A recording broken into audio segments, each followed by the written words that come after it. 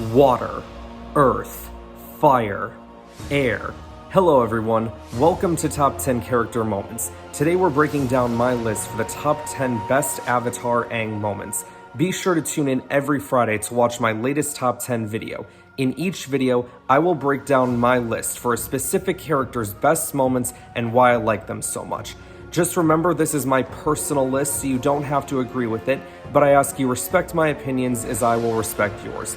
Now, for those who don't know, I'm Ryan Brower. I run another YouTube channel called Sector for Nerds, where I do all sorts of things. So I ask not only you subscribe to this channel, but also Sector for Nerds, as it would really mean a lot to me. Thanks, guys. I've had several people tell me over the years to watch Avatar The Last Airbender because of how great a show it is. I finally got to watching it around the time the pandemic first started, and I was immediately hooked when I met this boy. He's my favorite character in the whole series, and the moment Katara pulled him out of the ice and Aang woke up and saw her, I was like, I ship it. I love the journey of Team Avatar in this show, to the point where I think it's an all-timer show for me. Okay, let's get into some honorable mentions. First up, not getting any sleep in the days leading up to the big attack. This was so funny. The moment when Aang hears Appa and Momo talking, I lost my damn mind. You've got to take care of yourself. You can't go on like this. Sliding through Omashu. There's been several scenes of it, and whether it's Katara and Sokka or his old pal Bumi, it's very entertaining to watch. Not something I try personally, though. And finally, kissing Katara and then gliding away. I'm a big Katang shipper, what can I say? When he kissed her, I was like, yes, finally! And it's not a dream or a did they not situation. It actually happened. Alright, let's get into the top 10 list itself. You guys ready? Here we go. At number 10, Penguin sledding with Katara. This is a very sweet and innocent moment in the first episode of the Last Airbender series. I love seeing Aang and Katara just being kids and having fun, especially with how dark the series can get at times. At number 9, making the decision to run away from the air temple. Now let me explain this one a bit. Aang loved his airbending life at the Southern Air Temple. He loved teaching the other children how to do the air scooter, and he loved Gyatso, who was basically his father figure.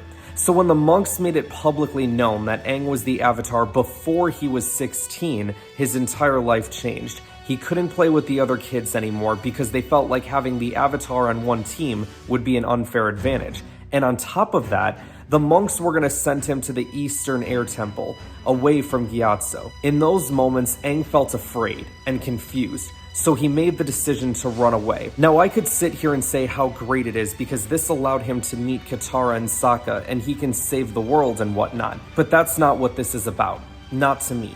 This is about Aang walking away from the life he knew to try and sort things out on his own. Kinda reminds me of another character that I hold near and dear to my heart that did something similar. At number 8, teaming up with the Blue Spirit. This was great for a few reasons. 1, we get some really cool action sequences. 2, it's the first time we see Aang and Zuko working together, though Aang doesn't know it's Zuko right away, but when he does find out, he still helps him escape. And then Aang plants the seeds for a future friendship between the two.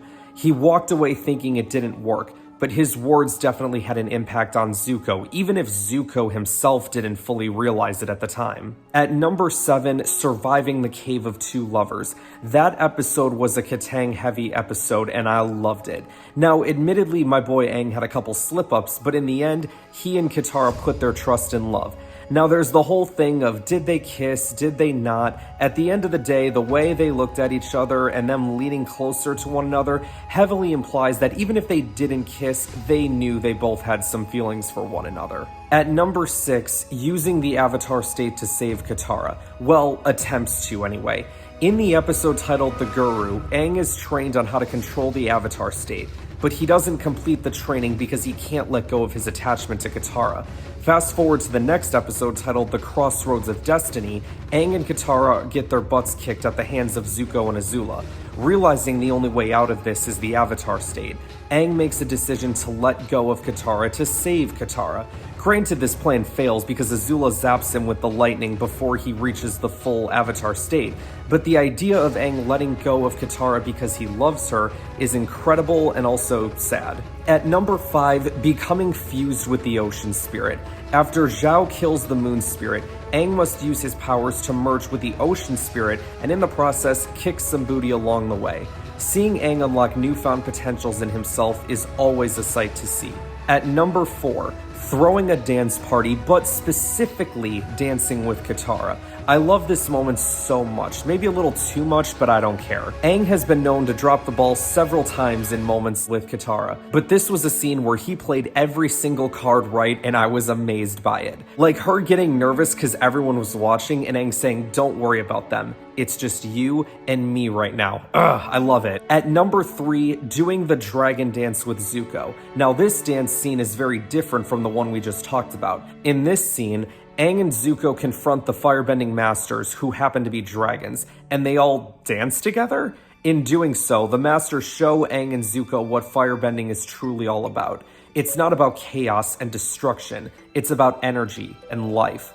I like this scene not just for seeing Aang and Zuko team up. I like this scene because Aang finally overcomes his fear of firebending after hurting Katara. At number 2, kissing Katara in the final episode of the series.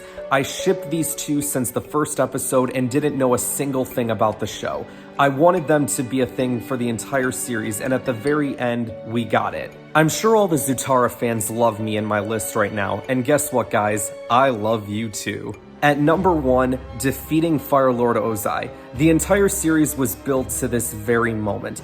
This was the final boss, the Emperor Palpatine of Avatar: The Last Airbender. What I love so much about this battle isn't just the use of elements, but the idea that Aang could have killed Ozai in several different moments, but didn't. In the episodes leading up to this one, all of Aang's friends were saying that he needed to kill the Fire Lord, but Aang didn't feel right about it, to the point where he distanced himself from his friends to find another way.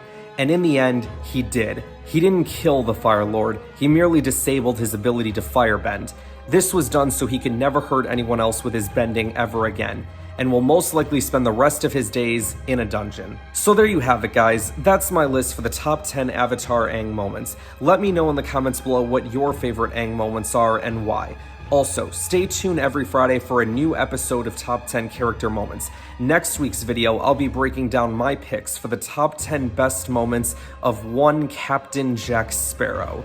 Thank you all for watching, like and subscribe, and I'll see you guys next week.